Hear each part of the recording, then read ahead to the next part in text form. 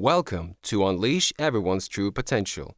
More personal, customer, and business relationships are damaged by a clash of personality than for any other reason.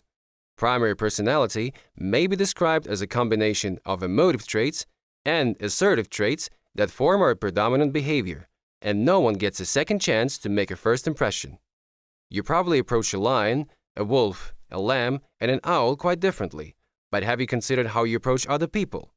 There are 4 voiceovers in our series, each describing one of the 4 primary personalities.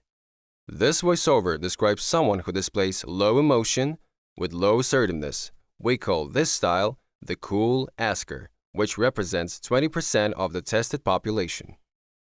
I've been warned to expect someone who doesn't display much humor, someone who's cautious around strangers, someone who doesn't take things at face value, someone who doesn't believe in single answers and seeks solutions based on the balance of consequence. Get past this, however, and she's an excellent customer. From this description, I anticipated meeting a cool asker. I therefore needed to be sure of my technical abilities or take someone along who possessed them. Arriving 10 minutes ahead of our scheduled meeting allowed me to compose myself. Sure enough, at precisely 3 minutes to our appointment, her secretary led me to her office, knocked, and entered ahead of me. She introduced Mrs. Coolasker to me, rather than me to her, giving me the impression I had entered a headmistress study. Her office was tidy and businesslike, with a monitor and a smart tablet on her desk. A large logistics chart was on the wall adjacent to her. She was dressed formally, wearing a crisp blouse under a somber jacket. She stood as I entered the room. With a perfunctory smile, she said, "Good morning," and "Please take a seat," indicating with her hand for me to use the chair next to her desk. She then seemed to wait for me to open the conversation. Her demeanor within this almost clinical environment confirmed my expectation that she was a cool asker. Recognizing this, I had to keep my emotions in check. I had to stick to the facts to gain her confidence in my abilities. Or I might as well leave now. Curiously, the cool asker may appear assertive even though they are not naturally so. They gain their authority by following the rules, the protocols, and procedures.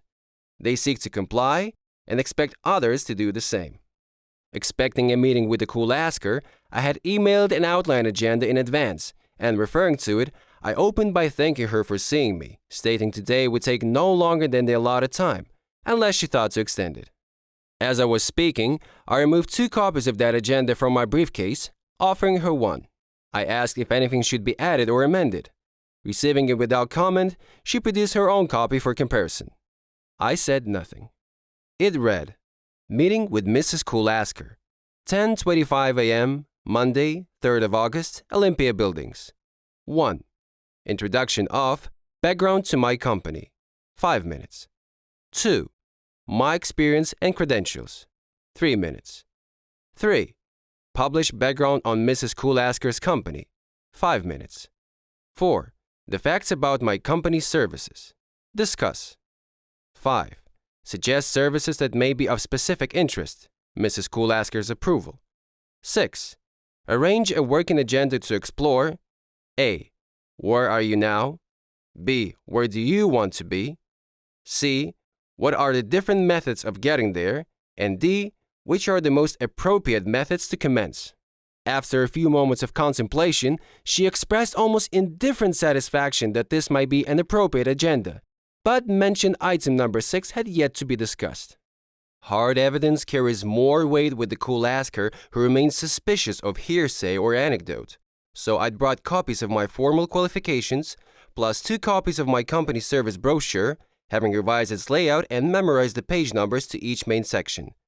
I had also researched her business through the internet. If asked, I could state their mission statement, what their principal markets are, what gross turnover they had achieved for the most recently audited years, how many people are employed, and who their chief competitors are. I anticipated no real decisions would be made during this meeting, other than whether we would meet again. The cool asker must concede possible areas of concern before they have any interest in going further, and everything, but everything, must be submitted in writing prior to each meeting. For meeting number 2, I would forward a second agenda building on the first, with a copy of documents for discussion and allow 2 hours, For meeting number 3, another agenda with a copy of preliminary report capturing items discussed for meeting 2, another 2 hours. For meeting number 4, I would forward the final agenda with an itemized report of the agreed areas of concern with alternative solutions to explore, set against a calendar for submission together with explanatory charts and supporting documentation. 2 more hours. The pure Coolasker is very high maintenance and moves towards resolution sequentially. They can, however, yield extraordinary volumes of business directly and through professional introductions. Yet most people can't or won't invest sufficient time to work with them on their terms. After we had agreed on procedures and the sequence of our meetings, I asked if I could show her a model that outlined the 4 areas of my work. She agreed. I then asked, "What is your attitude towards?"